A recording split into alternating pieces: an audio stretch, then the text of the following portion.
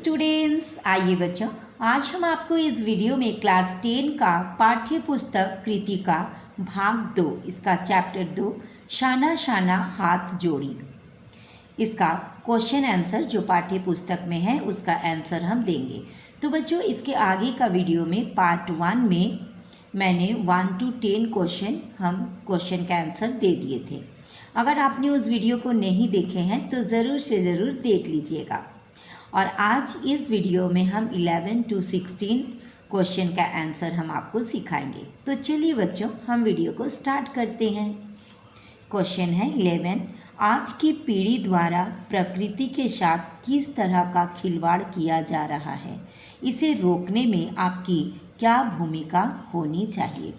यानी आज का पीढ़ी जो प्रकृति के साथ खिलवाड़ कर रहे हैं, जिसके चलते प्रदूषण फैल रहा है, तो इसको रोकने के लिए आपको क्या भूमिका होना चाहिए, किस तरह से ये लोग खिलवाड़ कर रहे हैं और इसको कैसे रोकना है, इसको लिखना है। उत्तर देखिए, आज की पीढ़ी द्वारा प्रकृति के साथ निम्न रूपों में खिलवाड़ किया जा रहा है। का नंबर पहला पॉइंट देखिए, वृक्षों को अंधाधुंध रूप में काटा जा रहा है। इसका पर्यावरण पर विपरीत प्रभाव पड़ रहा है, यानी बुरा असर पड़ रहा है। वृक्षों को अंधाधुंध काटा जा रहा है, जिसका गलत प्रभाव पर्यावरण पर पड़ रहा है, बुरा प्रभाव।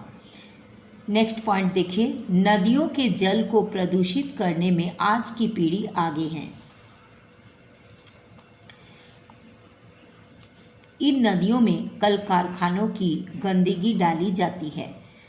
नगरों शहरों का कूड़ा तथा गंदगी को बहा दिया जाता है।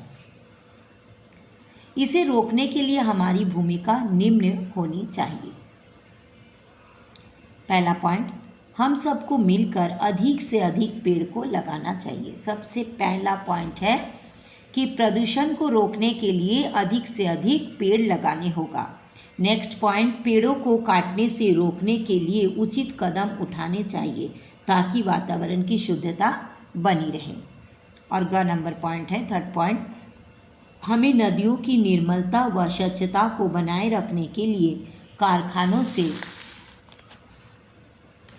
निकलने वाले प्रदूषित जल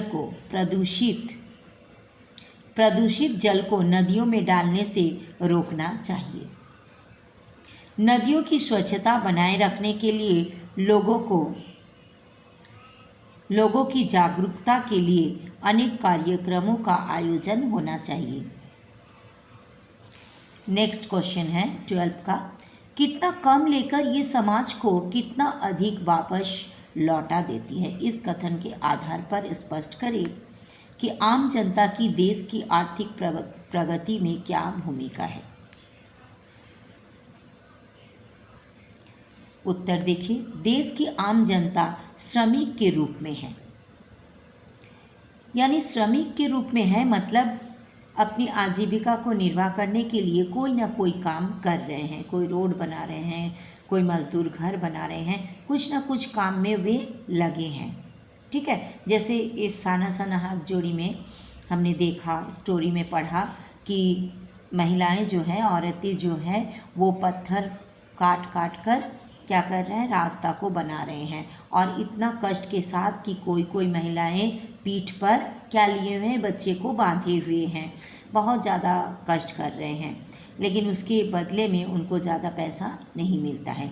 ये जनता बहुत कम लेती है, अर्थात इन्हें काम के बदले बहुत कम पैसे मिलते हैं। ये जी तोड़ परिश्रम करते हैं, लेकिन उसके बदले उसको बहुत कम पैसा मिलता है। ये अपने परिश्रम से काम करके समाज को बहुत अधिक लौटा देता है। यानी बहुत अधिक परिश्रम करते हैं, उसके मुताबिक उन्हें उस तरह का पारिश्रमिक नहीं मिलता है। यानी क्या करते हैं, आम जनता परिश्रम करके समाज को बहुत ज़्यादा लौटा देता है। आम जनता अपनी मूलभूत आवश्यकताओं को पूर्ति के प्रयास में जीविका रूप में देश और समाज के लिए बहुत कुछ करते हैं।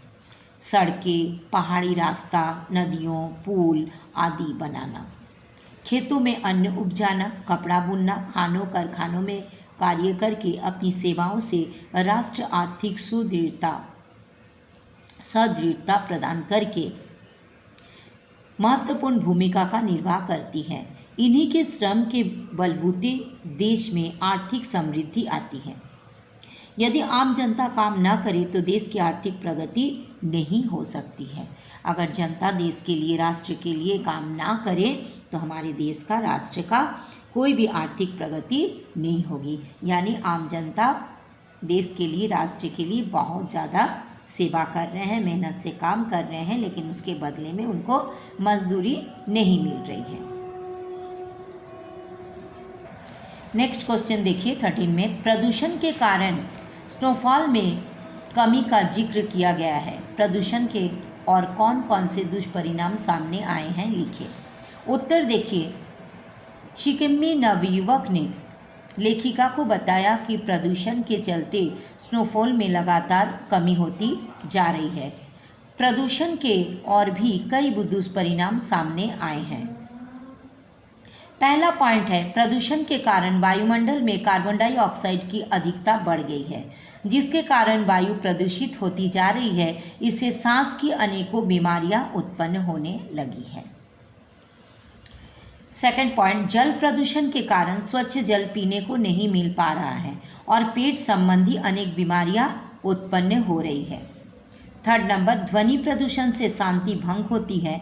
ध्वनि प्रदूषण मानसिक अस्थिरता, बहरेपन तथा अनिद्रा जैसी रोगों का कारण बन रहा है। नेक्स्ट क्वेश्चन देखिए 14 में, कटाव पर किसी भी दुकान का ना होना उसके लिए वरदान है। इस कथन के पक्ष में अपनी राय व्यक्त करें। इस कहानी में हमने पढ़ा कि लेखिका बता रही है कटाव जो जगह है वो भारत के स्विट्जरलैंड जैसे जगह, प्राकृतिक सौंदर्य यहाँ पर बहुत ही सुंदर है। तो यहाँ पर कोई भी दुकान नहीं होने के चलते इसमें क्या वरदान मिला है, चलिए उत्तर को देखते हैं। कटाव पर किसी भी दुकान का ना होना इस बात की ओर संकेत करता है कि ना तो वहाँ अधिक जनसंख्या है, ना ही वहाँ पर्यटक आते हैं। वहाँ अधिक जनसंख्या भी नहीं है और कोई बाहर से टूरिस्ट यहाँ पर आते भी नहीं हैं। यदि अधिक पर्यटक आने लगेंगे तो फिर कई दुकानें खुलेंगी। पर्यटक के जाने के बाद वहाँ पर गंदगी फैलेगी और पर्यावरण को नुकसान पहुँचाएगा। अगर अधिक से अधिक लोग यहाँ रहने लगे और बाहर से पर्यटक यानी टूरिस्ट यहाँ आने लगे तो दुकानें भी लगानी पड़ेगी, अधिक से अधिक दुकानें, और दुकानें लगेगी तो चारों तरफ क्या होगा, गंदगी फैलेगी, जिससे पर्यावरण पर नुकसान पहुँचेगा। इससे यहाँ का प्राकृतिक सौंदर्य नष्ट हो जाएगा। अभी वहाँ का पर्यावरण अनछुआ है, यानी वहाँ का पर्यावरण नष्ट नहीं हुआ है, प्रदूषित नहीं हुआ है। इसलिए ये स्थिति कटाव के लिए वरदान है। नेक्स्ट क्वेश्चन देखिए 15 में, प्रकृति ने जल संचय की व्यवस्था किस प्रकार की है। उत्तर देखिए, प्रकृति ने जल संचय के लिए अनूठी व्यवस्था की है।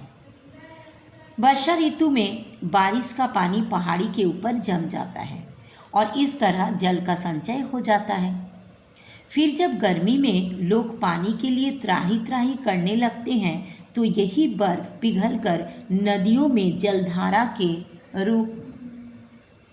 रूप में बहकर हमारी प्यास को बुझाती है। लास्ट क्वेश्चन है 16 में, देश की सीमा पर बैठे फौजी किस तरह की कठिनाइयों से जूझते हैं, उनके प्रति हमारा क्या उत्तरदायित्व होना चाहिए। उत्तर देखिए, देश की सीमा पर बैठे फौजी अनेक तरह की कठिनाइयों का सामना करते हैं। मौसम की मार इसमें अहम होती है, मतलब हर मौसम को इसको झेलने पड़ता है। ठंडा का मौसम, गर्मी का मौसम। यदि वे हिमालय के आसपास तैनात होते हैं तो उन्हें भीषण सर्दी का सामना करना पड़ता है। यदि वे राजस्थान के इलाके में होते हैं तो उन्हें भीषण गर्मी झेलनी पड़ती है। उनके लिए खाने पीने की चीज़ों का भी अभाव रहता है। उनके प्रति हमारा उत्तरदायित्व ये बनता है कि हम सही समय पर अपने टैक्स जमा करें ताकि उन फौजियों के लिए ज़रूरी संसाधन जुटाए जा सके। उन्हें ये विश्वास दिलाएं कि उनके पीछे संपूर्ण राष्ट्र खड़ा है। तो यहाँ तक क्वेश्चन आंसर इसका ख़त्म होता है। तो बच्चों, अगर आप चाहोगे तो इसको आप कॉपी में नोट कर लीजिएगा और इसको आप याद कर लीजिएगा। आप सबसे मेन है, अगर स्टोरी को आप पूरा समझ लेते हो तो आपको क्वेश्चन आंसर लर्न करना और आसान हो जाएगा। तो हम तो यहाँ लिख दिए हैं, एकदम सरल भाषा में लिखा हुआ है। आप इसको स्टोरी जैसे पढ़ लोगे क्वेश्चन आंसर को और फिर से आप इसको अपने से लिखोगे। ठीक है, मैंने क्वेश्चन आंसर समझा भी दिए हैं, तो आप इसको लिखकर इसको याद कर लीजिएगा। तो बच्चों, अगर आपको ये वीडियो अच्छा लगा लाइक कीजिएगा, अपने दोस्तों में भी शेयर कीजिएगा ताकि आपके दोस्त भी सीख सके। और बच्चों, अगर आप लाइक करते हो और कमेंट करते हो तो हमारा उत्साह और बढ़ जाता है और हमें और अच्छा अच्छा वीडियो बनाने का मन करता है। तो प्लीज़ प्लीज़ प्लीज़ आप सभी बच्चे मेरा साथ ज़रूर दीजिएगा और चैनल को अभी तक सब्सक्राइब नहीं किए हैं तो प्लीज़ प्लीज़ प्लीज़ सब्सक्राइब कर दीजिएगा। तो फिर मिलते हैं नेक्स्ट वीडियो में। Thank you so much, bye bye.